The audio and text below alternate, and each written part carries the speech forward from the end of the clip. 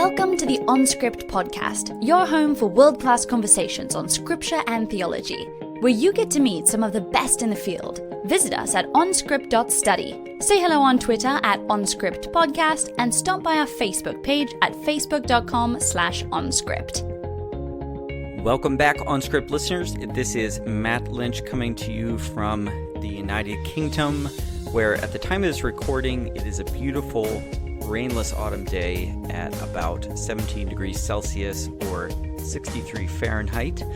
And I am co-host of the podcast with Matt Bates at Quincy University in Illinois and Drew Johnson at the King's College in, I almost said London. King's College London is a separate institution. The King's College in New York City.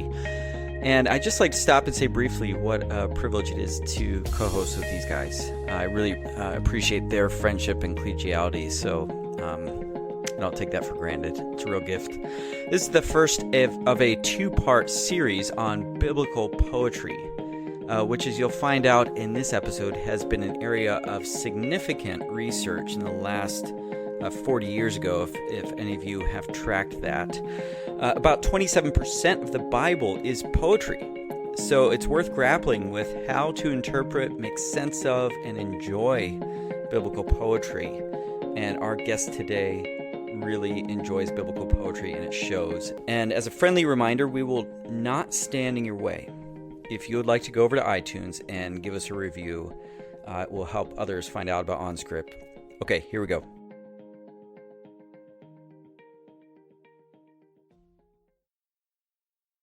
I want to welcome J. Blake Couey to OnScript. Blake is Associate Professor in Religion at Gustavus Adolphus College in Minnesota.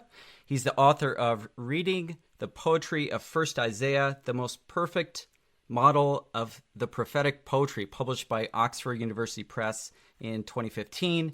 And Blake has also written a number of scholarly articles on this subject and others. Blake, welcome to OnScript. Thanks, Matt. Blake, I'm wondering if you could tell me a little bit about your background and some of the things that drew you into the study of biblical poetry. I've loved poetry for, I can't remember when or how I first got turned on to poetry. But since I was a kid, I remember really enjoying poetry, loving English classes in high school. And so when I went to college, I was a double major in English and religion. So there was always some cross-fertilization going on there. In fact, I wrote my senior undergrad thesis for my religion major on the doctrine of atonement in Paradise Lost. So always thinking about theology or theology and poetry and how they can intersect.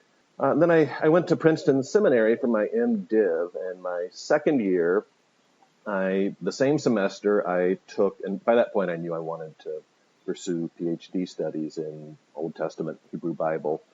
So I was taking classes to get ready for that. And so the same semester I took a Hebrew poetry class with Chip Dobbs-Alsop, who ended up becoming my dissertation advisor. And I took exegesis of First Isaiah with J.J.M. Roberts. And so that semester, Isaiah and poetry were interacting in my head and in my thinking constantly. And Chip's class in particular, he's always approached biblical poetry as one body of poetry among many across world literatures. And it should be read in conversation with all other kinds of poetry and not as this special thing. In fact, one of the things he had us do in the class was bring a favorite poem from any language, any period, and to share every day. And so we took turns doing that. So the way he taught Hebrew poetry plugged into my love of poetry in general.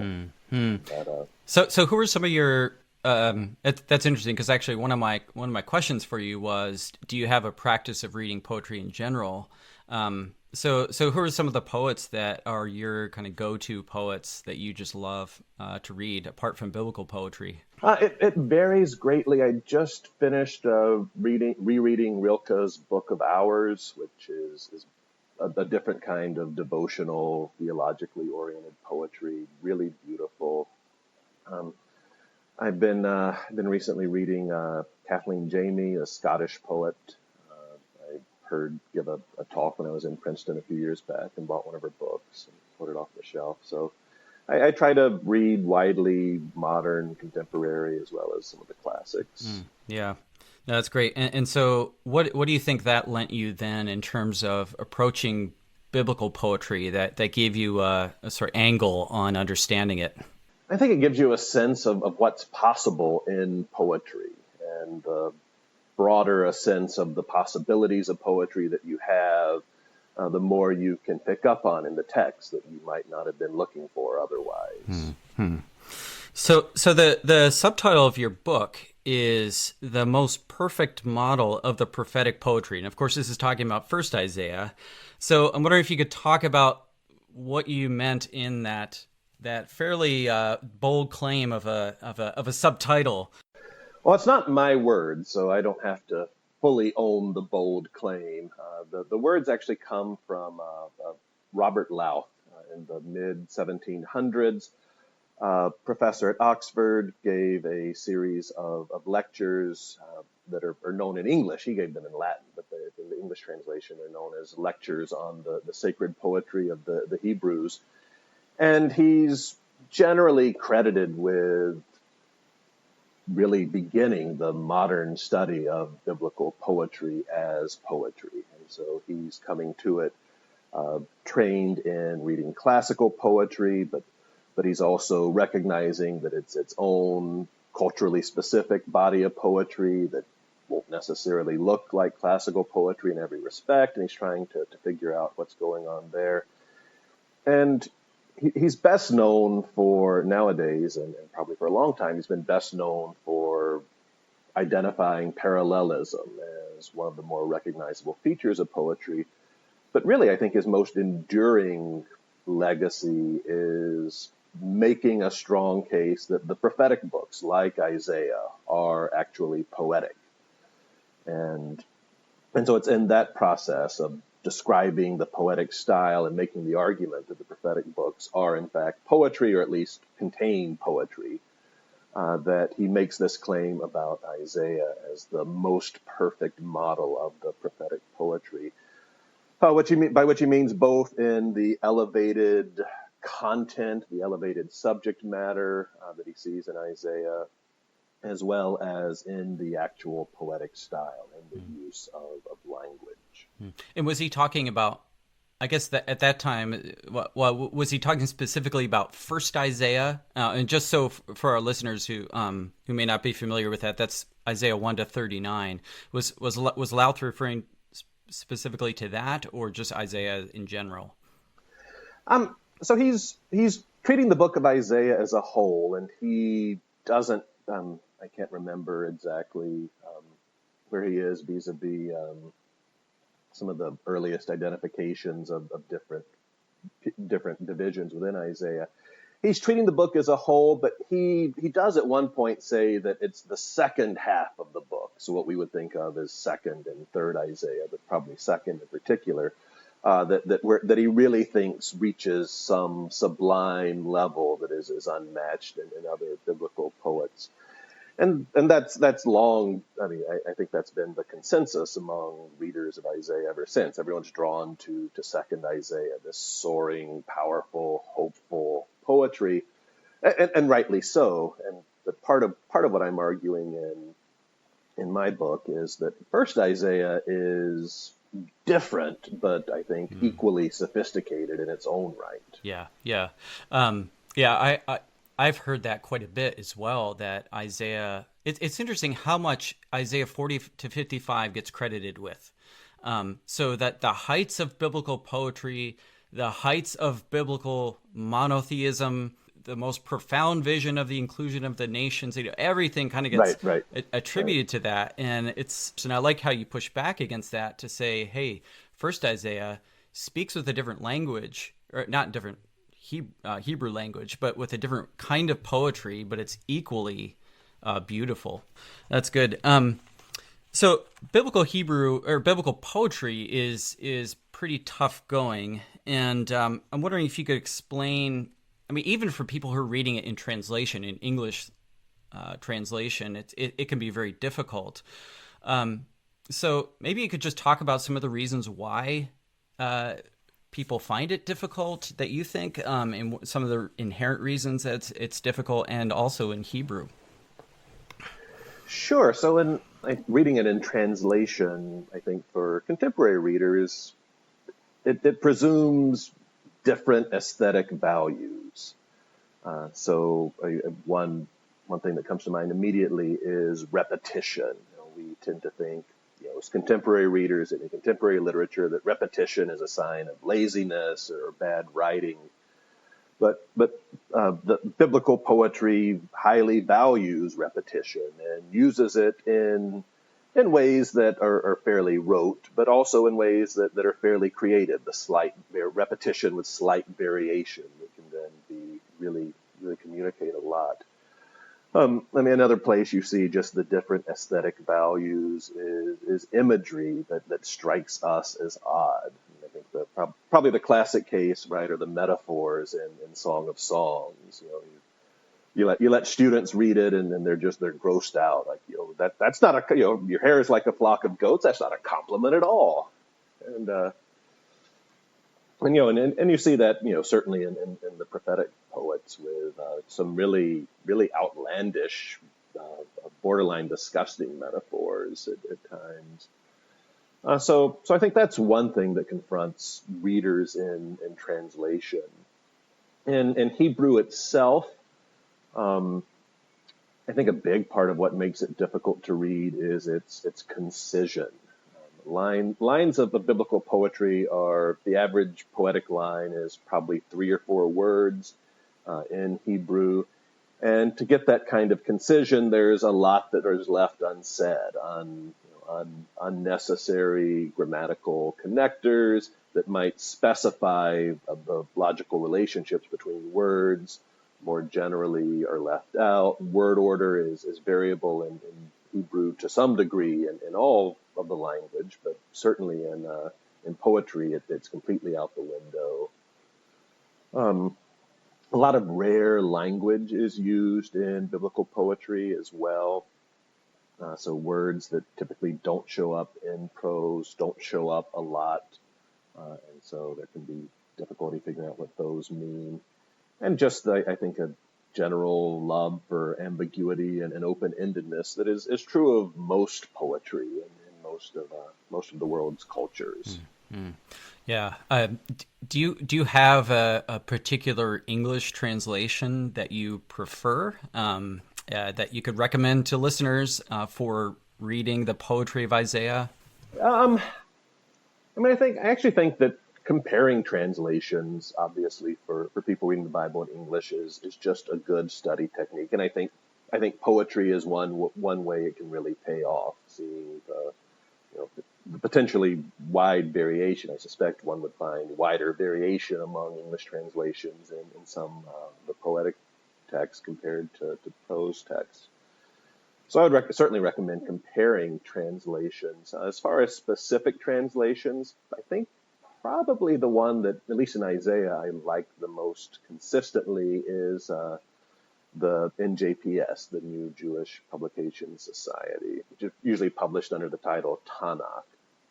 And I think certainly the translators there seem to be making an effort to capture something of the feel of the poetry. One place you see that is in Isaiah 5:7. It's a well-known wordplay where the prophet is expressing God's disappointment over not finding a just society in Israel and Judah. And there's this wordplay with similar sounding words. God looked for mishpat, which means justice, but found mishpach, which means something like violence or bloodshed. And then God looked for righteousness, tzedakah, but instead found sa'aka, which in biblical Hebrew is used for the cry of oppressed people, like the cry of the Israelite slaves in Exodus. And most English translations just translate the semantic content of the words. There's no attempt to capture the wordplay.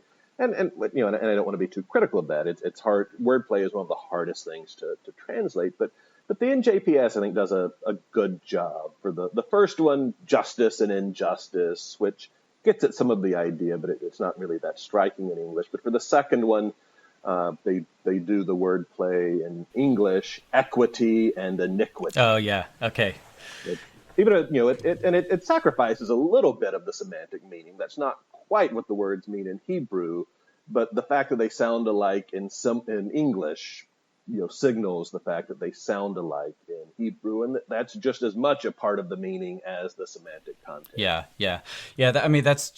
That's part of the compromises of translations, and why comparing translations is so valuable. That's good. You've mentioned parallelism already, which it might be good to define for those who aren't familiar with it. But maybe I'm wondering if you could, before we get into First Isaiah, explain some of the other hallmarks of biblical Hebrew poetry. Yeah.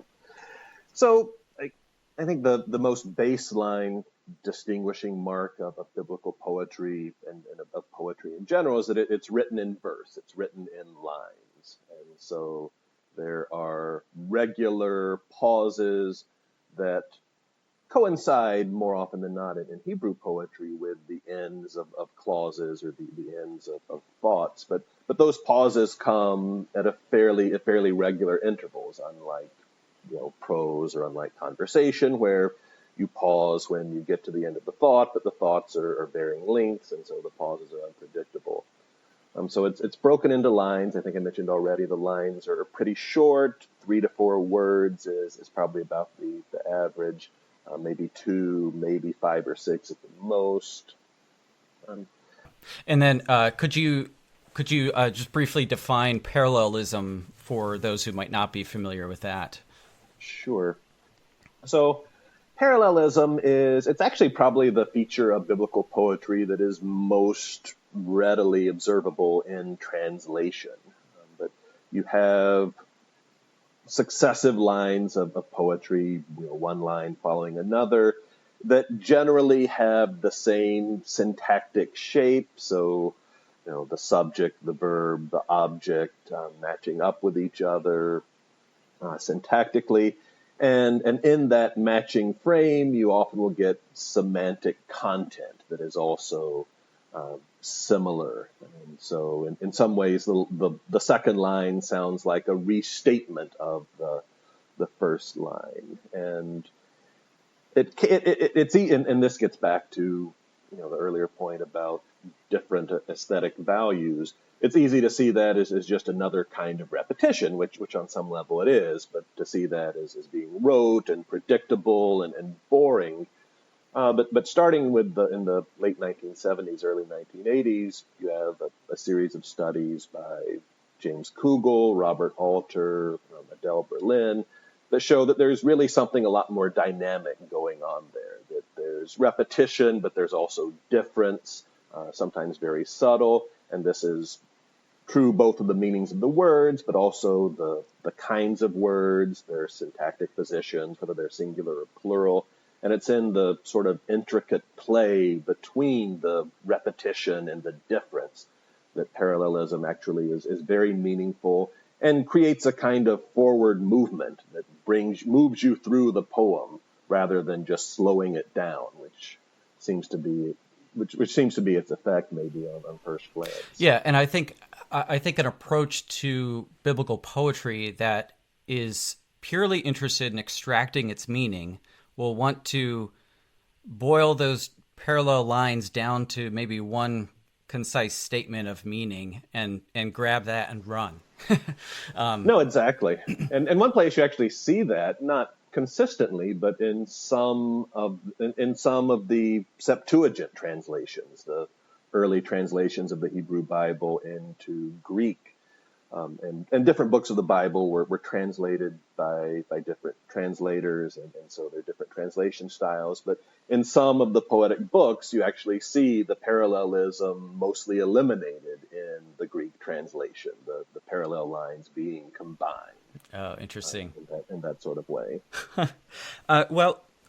We've talked about the nature of poetry, but I wanted to just read a couple of verses from your translation and have you talk about them a little bit. This is This is from Isaiah 1, 2, and 3, which are often kind of lifted up as an example of parallelism. So it's a helpful case study. Hear, O heavens, and give ear, O earth, for Yahweh has spoken.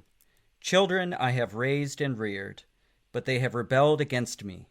The ox knows its owner, and the ass its master's trough. Israel does not know. My people do not understand. So, how maybe if you could just talk about some of the poetic features of those verses. I know for listeners it might be a little hard to imagine them, and if anyone's near a device or a Bible, it might be worth looking at. But maybe you could just talk about some of how these verses function and some of the poetic features.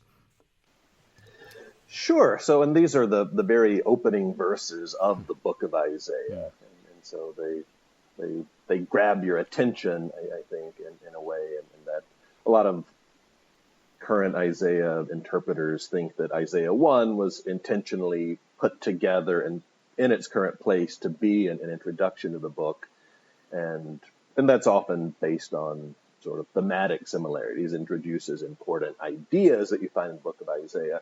But I also think just as a really powerful poetic hook, those first lines, the very first lines of the book, really grab you.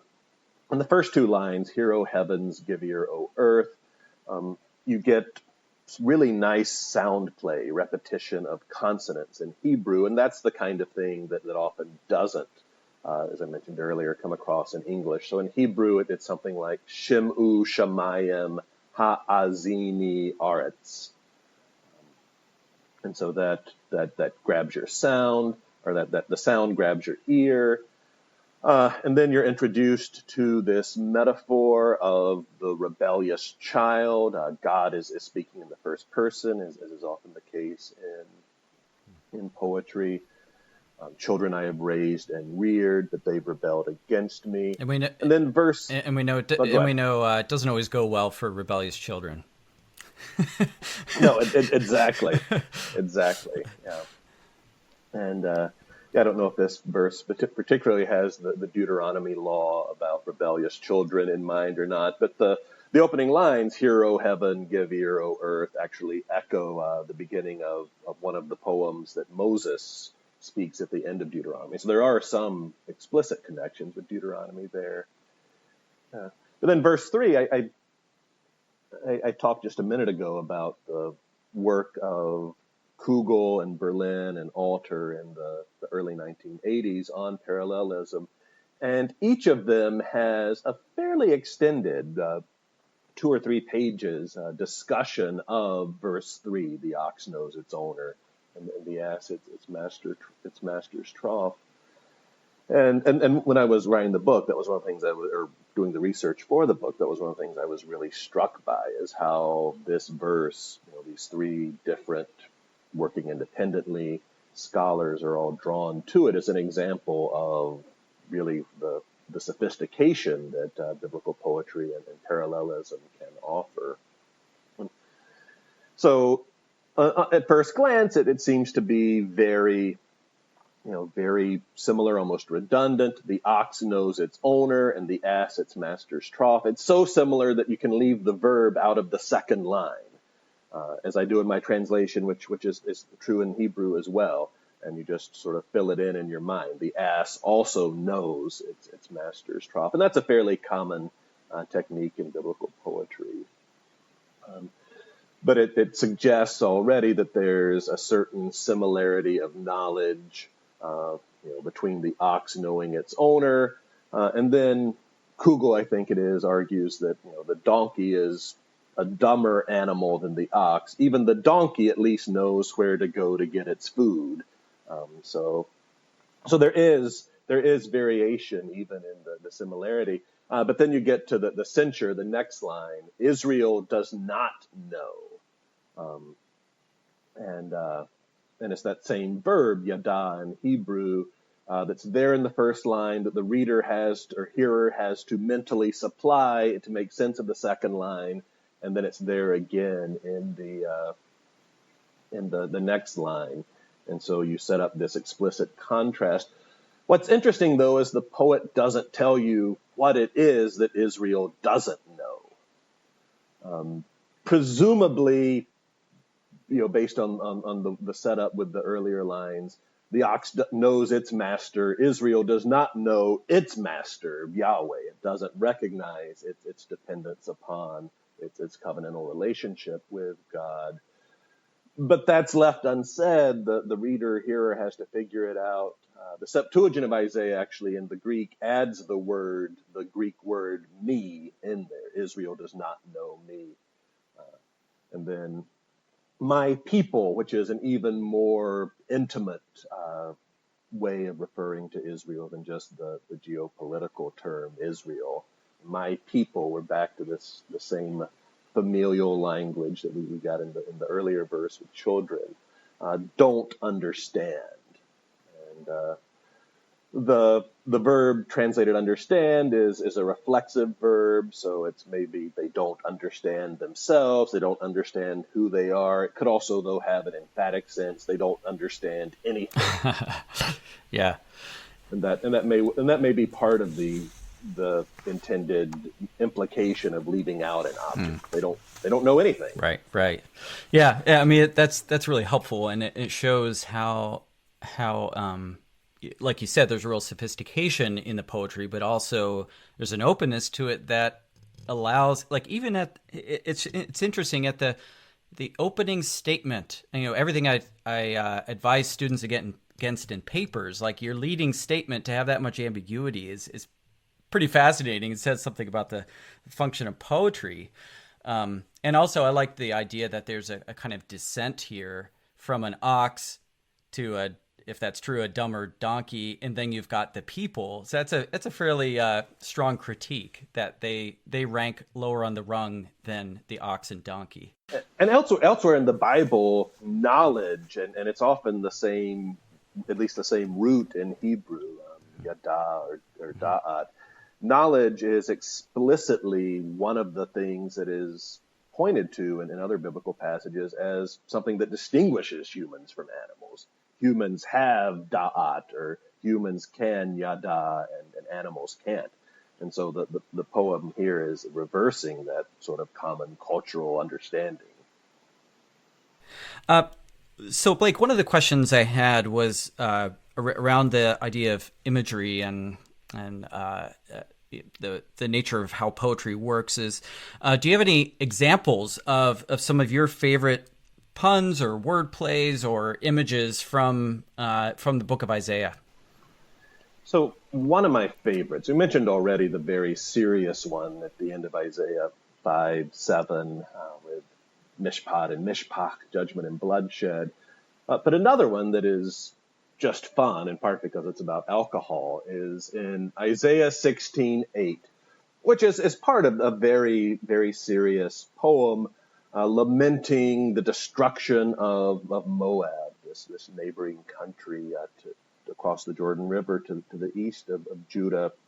And there's a lot of debate about whether Isaiah 16 is genuinely lamenting the destruction of Moab, since Moabites and Israelites and Judahites were enemies, or whether it's this ironic, sarcastic lament.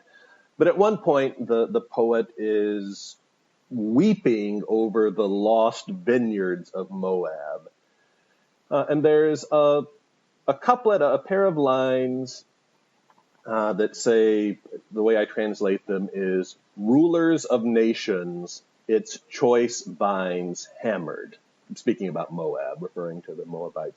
And there are a couple of puns actually going on. And the first is the word hammered, which in that text and in other biblical texts, seems to be a word play, but similar to contemporary English, where hammered or smashed can be a euphemism for drunkenness.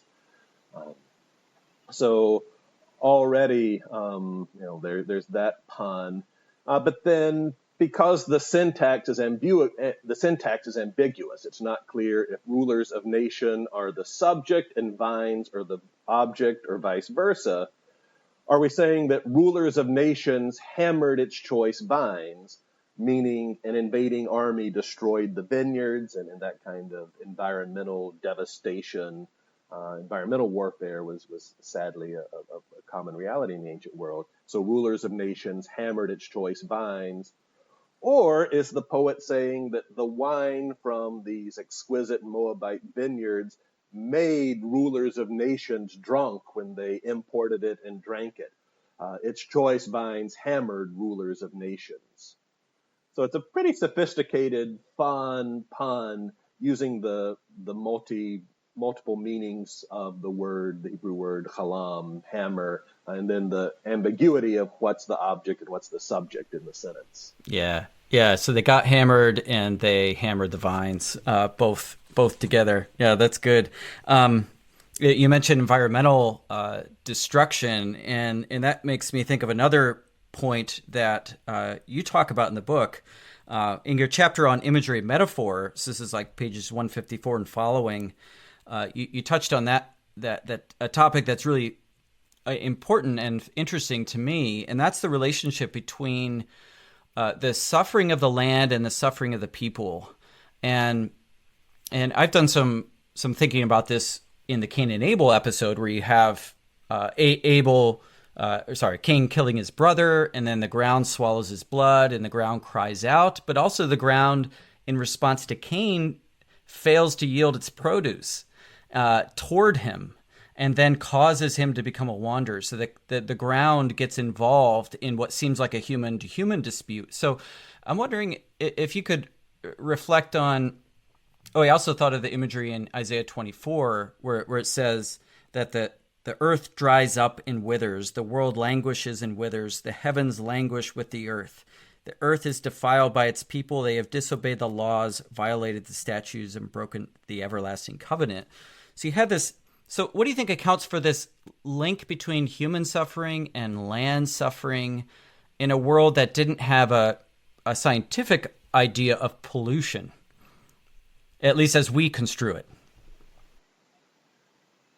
I could imagine, and I mean, this is obviously speculative, but I could imagine, because we're dealing with a subsistence agrarian economy, or at least a near subsistence agrarian economy, there is just an inherent sense of relatedness between humans and the land. Humans depend on the land for survival. The land responds to human activity in agriculture. A sense of closeness and connectedness that is mostly lost in industrialized societies. I mean, the whole farm-to-table movement that's popular in some circles is an attempt to recapture that. You didn't need that in ancient Israel or Judah. Everything was farm-to-table, and you'd starve to death if anything went wrong. So I think there's just a sense of intimacy and connection there, so that it seems perfectly natural to think that human actions affect the land, just like the well-being of the land affects human survival. And in a sense, this sort of strict differentiation between human and nature as these completely separate and often opposed entities is probably not the attitude you're seeing there. Another place you see it in Isaiah is in that opening poem that starts off, "Hear, O heavens, give ear, O earth." It's the same Hebrew word, eretz, means earth or land.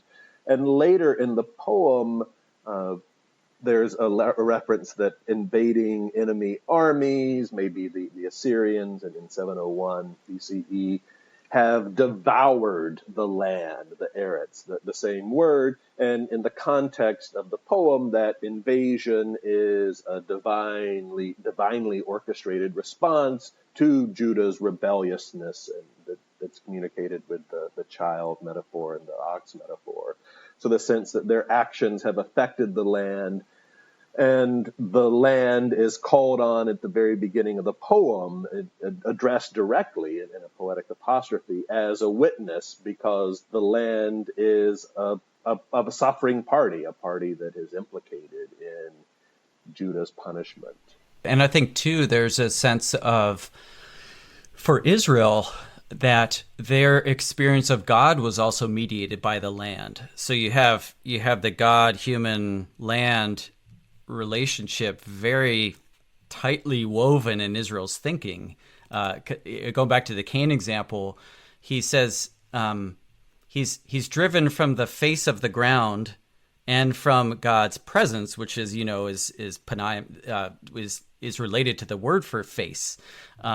And so he's driven from God's face and from the face of the ground, which might not have been all that separated in their thinking. Not that they thought God was the ground, but that's how they experienced the goodness of God's blessings. So, right. And whatever you do it on the land. And so the land is an unavoidable party to what you do, which I think you see it there with the land receiving the blood of Cain. And you see it in Leviticus at one point. I forget the exact reference, but the threat that if Israel does all of these forbidden things that God has prohibited, the land will vomit them out, which is this really gross but delightful metaphor in some ways. But that, by doing these awful criminal things that, yes, you're doing them to other humans, but by virtue of the fact that you're doing them on the land, you're doing them to the land as well. What are the questions I've always had, and I don't have a good answer for, is how this is a kind of more macro question. So just kind of panning out for a moment to the whole book of Isaiah, is how a book like this was supposed to function, how it was meant to be read and used, because you've got this. By contrast to the Psalter, which, I feel like I could imagine how the Psalter was used as the songbook or worship book of the community. Don't know for sure, but, that's something along those lines. But what do you think a 66 book chapter book like Isaiah, how it was meant to function? I don't have a good answer, so I'm actually disappointed that you don't have an answer either. I was hoping you might be able to explain that to me. It's right. And in recent Isaiah scholarship, over against the older trend in the 19th and much of the 20th centuries of reading it as these three separate parts, 1st, 2nd, and 3rd Isaiah, that were sort of added mechanically to each other and don't really interact with each other. The trend over the last now 30 plus years has been to try to make sense of Isaiah as a whole. And in some ways, my book pushes back against that trend a little bit, or at least, wants to suggest that if we move too quickly to the book as a whole without trying to appreciate each of the individual poems in their own right, on their own terms, we might be losing something. But there has been this appropriate attempt to understand the book of Isaiah as a whole. Yeah, but it's not clear to me how it would have, any obvious ways that it would have functioned in antiquity. I mean, certainly in the New Testament, in the Gospel of Luke, Luke chapter 4, I think it is, we see Jesus in the synagogue, and he's given the scroll, and he turns it to Isaiah 61 and reads from it. And that may well indicate some early version of a calendar of synagogue readings throughout the year that included the prophets, like you have even now.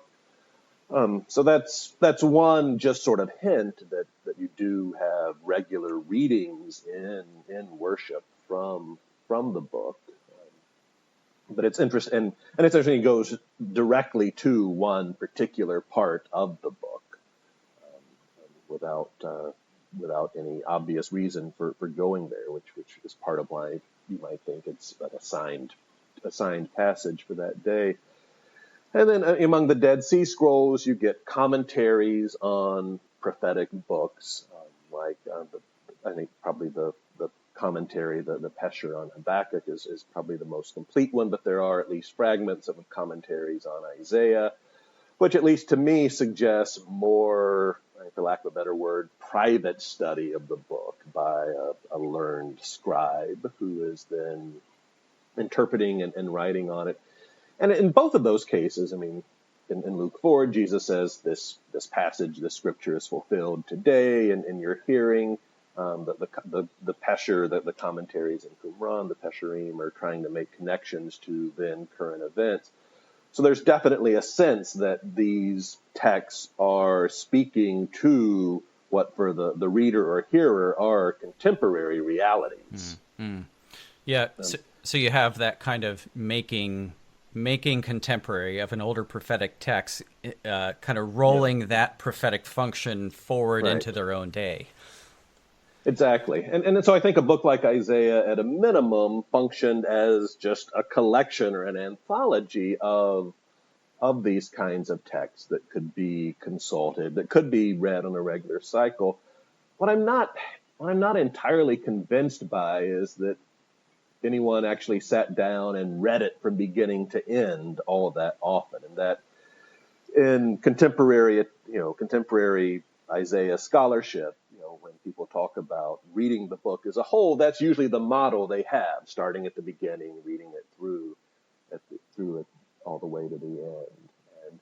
And there's some indications that it's shaped to be a meaningful whole in that way, but I'm not sure that there's actually evidence that people actually did that all that much. Yeah. And I think that's the hardest thing is we lack evidence of use until much later. And so I do find it difficult to imagine someone sitting down and reading and keeping together the kinds of thematic links between chapter 1 and 66 that some people talk about, and yet they are there. So some editor, some scribe framed it that way, but yet in terms of its use or intended use, I don't know how well that would have functioned.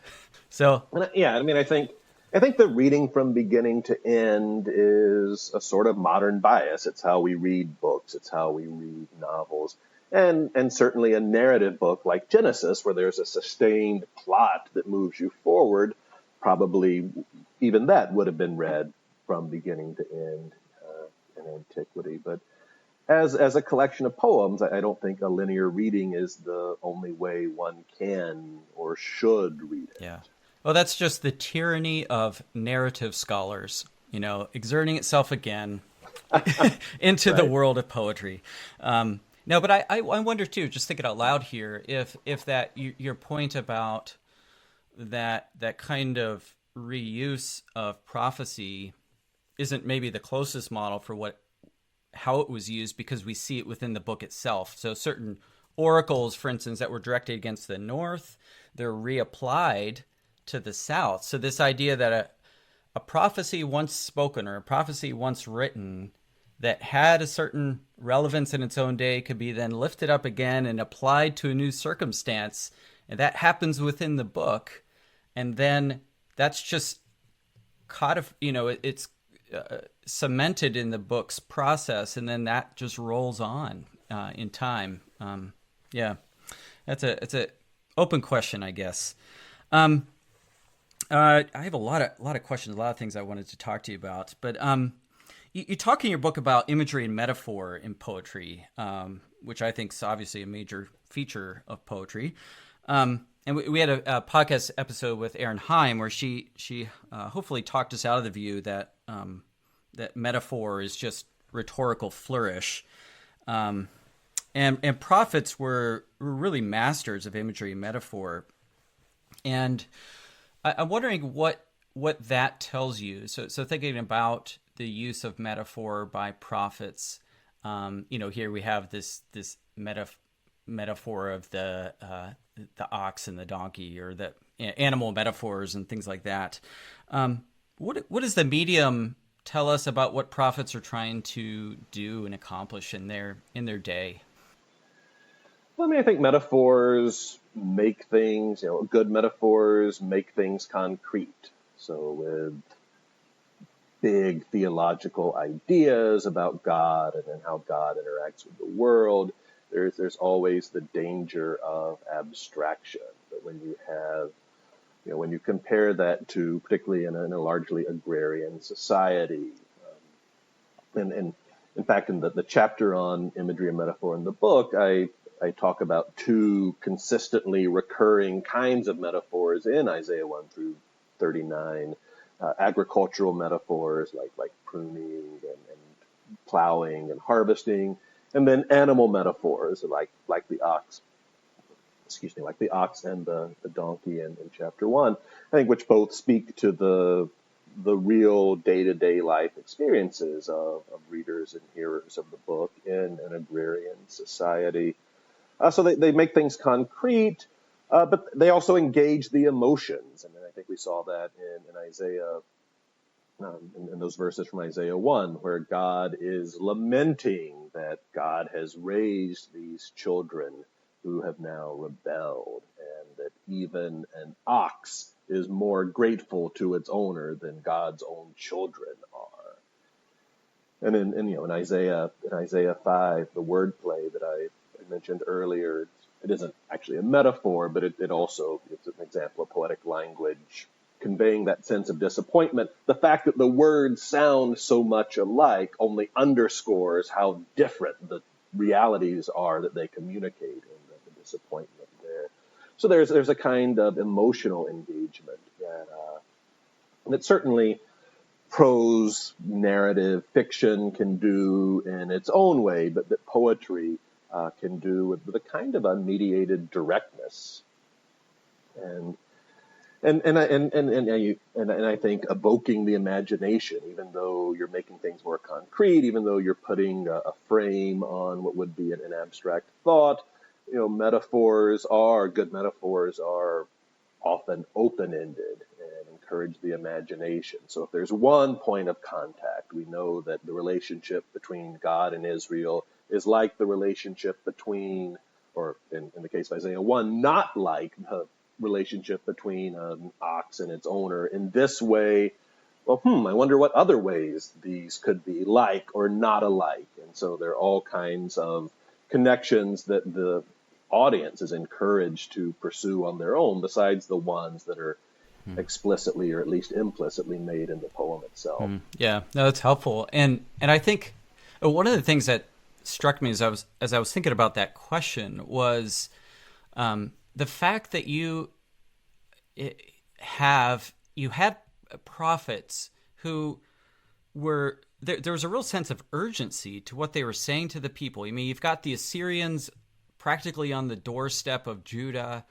Things are really bad, and they break into poetry at that moment. It seems like the time where you'd want the clearest kind of communication, but yet they opt for poetry. So what? I'm not sure what my question in that is, but I just think it's a fascinating response in that moment. And maybe, I don't know, if you can think of modern parallels to that. I mean, the one that comes to mind is just the importance of protest songs at these huge moments of American history, the civil rights movement in the 60s, and certainly even now at this current point in American history, where there's widespread cultural unease, and it's often musicians, singers of various sorts who are able to express that in a way that brings comfort and hope, and also clarity about the situation to the people who listen. Yeah, and I think too that giving someone a metaphor for construing their situation can change everything. I mean, I liked how you talked about how the imagery of pruning gave Israel a way of gave the prophet a way of expressing the severity of the judgment that was coming. You're being pruned. That's pretty harsh. But yet, pruning is important for the plant. And so there's also a potential turn of hope in that image at the same time. So then if the people are suddenly thinking, okay, this is awful, but what if it's pruning? That changes our way of thinking about our current reality that we can do nothing about, really. But yet maybe that's what's happening here. Maybe it's pruning. So I thought that was really helpful. I want to just change tempo here for a moment. I wonder if you'd be up for a speed round. We've done these periodically, and this is where I ask you a question, and you have a maximum of, I always change it, but let's say 25 seconds to respond.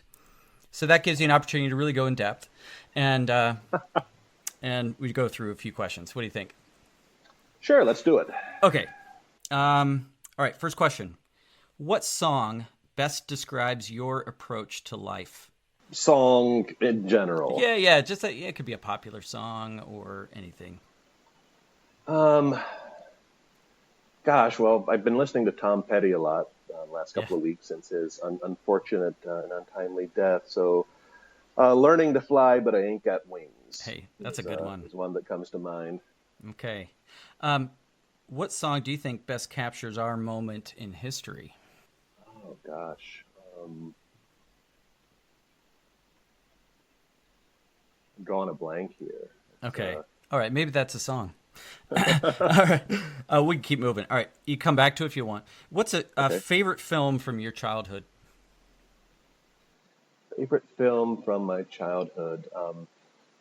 My father loved National Lampoon's Vacation, which was probably inappropriate to be, or certainly had some scenes in it that were inappropriate to be showing to kids as young as my sister and me were, but he showed it anyway, and we watched it all the time, and it actually became a kind of interpretive frame in our family for how we processed things that happened to us, especially on vacation. In general, yeah, it's just like that time the Griswolds did this. Is that so? So Vacation, is that the first one, or are you talking about a specific one? The very original one, where they're going to Wally World. Okay, is that where like the dog gets tied to the bumper and all that? Yes. Okay. Yeah. And they tie the body of their dead aunt to the top of the car. Okay, so your family quotes a lot of lines from that movie, huh? Yep. Okay. Yep. If you had to choose between bungee jumping, hang gliding, or skydiving, which would you choose? I am terrified of heights, so but you had to choose. All of them are unspeakably. Probably, I mean, of the three, bungee jumping, I think, sounds like it gets over you get finished the quickest, so I would go with that one. Okay, that would be the last one on my list, but okay. All right, when you're Get it over with. When you're not reading nerdy biblical studies stuff, what are you likely to be reading? You've already mentioned poetry, but what else? Mm-hmm. I've recently gotten back into reading novels. I'm at a point in my career where I have a little more time and flexibility to give to something like that. Because a novel is a commitment. You're committing to following something through. So I recently read the trilogy of novels by Marilyn Robinson, Gilead, Home, and I forget the Lila, the third one. Okay, great. Who is your favorite non-biblical poet? I think I've already touched on that, but let's hear it. Probably come back to T.S. Eliot more than anybody else. I think the love song of J. Alfred Prufrock is kind of a life poem for me. Why is that?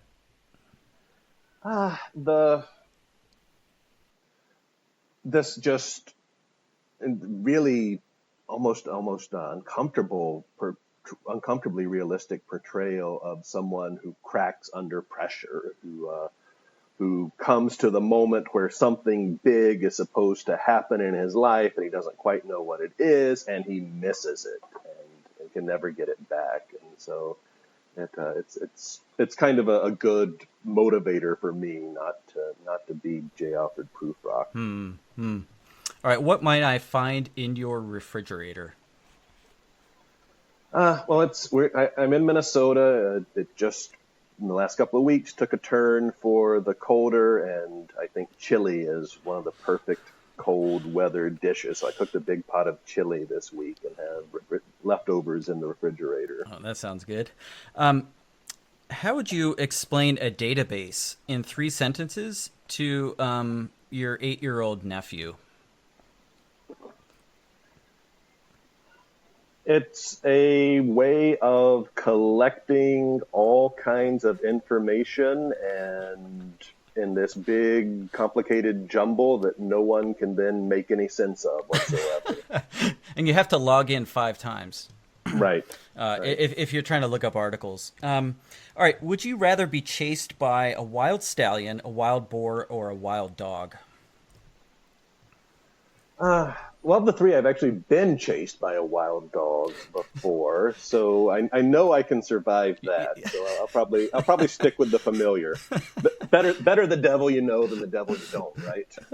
All right. Well, that's good. Well done on that. And oh, I forgot to ask you, what's the best book you've read in biblical studies in the last year? Best book I've read in biblical studies in the last year. Gosh, trying to think of who I might offend or not offend by leaving out. Let me come back to that one. Okay, that sounds good. Well, that's the end of it for now. So if you want to jump back in with that later on, that's fine. I wanted to just step back for a moment and talk about the power of poetry. I know we're coming to the end of our interview, but you hear a lot of discussions and communication, and certainly in church circles, I think, about the importance of story and narrative and how we understand the world through deep narratives and those deep structural structures. And I tend to agree with that. But I think the Old Testament has a little bit of a critical pushback against that, where it says, yes, narrative, but also throws a ton of poetry at us. And I'd love to hear you reflect on some of the things that you think story and narrative can't do, and where we as humans, or we as the people of God, need poetry to help us make sense of the world and God and our experiences. So my way of thinking about that question actually was shaped by another class I took as an MDiv student at Princeton Seminary. And I think it was my very first semester there. It was to fulfill a pastoral care requirement, and there was a class by Donald Capps, who passed away relatively recently, but on poetry and pastoral care. So given my love for poetry, I was immediately attracted to that. And he explained that he was drawn to poetry as a resource for pastoral care because often pastoral encounters with people are episodic, one-offs even in some cases. And unlike a novel, and I just mentioned earlier, novels requiring a certain long-term commitment, a poem it's an episode, it's a moment, and most poems are relatively short. You can read them in a few minutes, even if it takes a lot longer than that to really fully digest them. And so reading poetry, he argued, is a way to develop this kind of facility with the episodic, with the moment, with the encounter. And that really helped clarify some ways that poetry works differently from long, extended, plot-driven narratives. Poems are episodic. They're more open-ended. They don't necessarily reach a neat, tidy resolution. Not that all narrative does either, but it certainly lends itself more to that. And it doesn't impose the same kind of consistent, wide-ranging structure that a story does. And in that way, I find poems to be more like life, at least certainly in the moment. Messy, unpredictable, ambiguous, unstructured. And maybe years down the road, looking back on my life to this point, I might see a kind of longer-term plot that I didn't notice in the moment. And narrative is a good tool for capturing that. But that doesn't always happen, and when it does, it's usually much later and retrospective. Whereas in the moment, actually living life in the conflict and ambiguity and messiness of the world, that poetry feels that way for me in a way that narrative doesn't. No, that's really good. I really like that idea that poetry is episodic, just like life encounters are often episodic.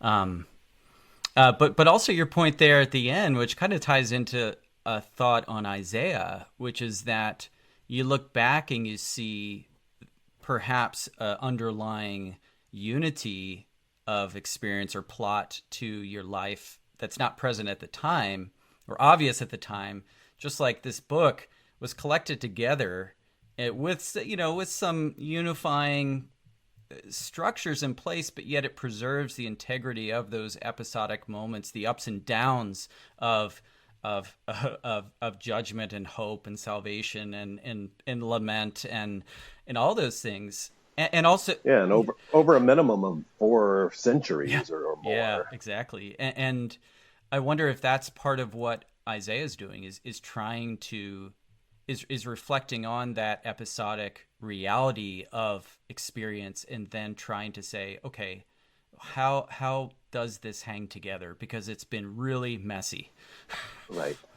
Right. And even then, though, and this is, I think, part of the reason I resist what I find to be some overly narrativizing attempts to read the book of Isaiah. I think Isaiah does, the book of Isaiah, at the end of the day, the total is more than just the sum of the parts. But I think it's more about the recurring patterns. You start to notice the pattern in one poem, and then you see this pattern in another poem, which is different from the kind of linear, continuous development that you get in plot-driven narrative. So certainly there are larger connections across the book that do move beyond this episodic. But yeah, I think you're exactly right. They preserve the episodic and they still value it. Mm-hmm. That's really good. Well, Blake, one more question that we often ask our guests on OnScript, and that's another stepping back question. What's one idea or theory or school of thought in biblical studies that you think needs to die? I think generally an idea of biblical exceptionalism, the idea that whether one is making this argument theologically or out of theological motivations or as a historical judgment, that the Bible is fundamentally different from other kinds of literature, whether they be contemporary or modern. You see this in the study of biblical poetry and lots of attempts over the years to read the poetry of the Bible as if it's something unique that has little to nothing in common with other kinds of poetry. And in fact, that's part of what made Lowth's lectures so groundbreaking, is he's reading it as poetry like other kinds of poetry. But you see it in other ways too. I mean, certainly there's increasing pushback in the field against an even kind of anachronistic idea of canon at a very early stage, that, the works that would eventually become part of the Jewish and Christian canons were always thought to be special over against contemporary similar kinds of work. Mm-hmm. Yeah, and I think that that anxiety comes out of a sense that for this to function as sacred literature, it needs to be categorically distinct, which you could argue even on theological grounds is a mistaken assumption. I get your point too about the way that it might skew your ability to think about poetry or literature in the Bible. So it's good. Well, Blake, this has been a lot of fun, and I want to thank you so much for your time, your wisdom, and your insights in this interview. So really appreciate it. Thank you. It's been a lot of fun for me too. Great.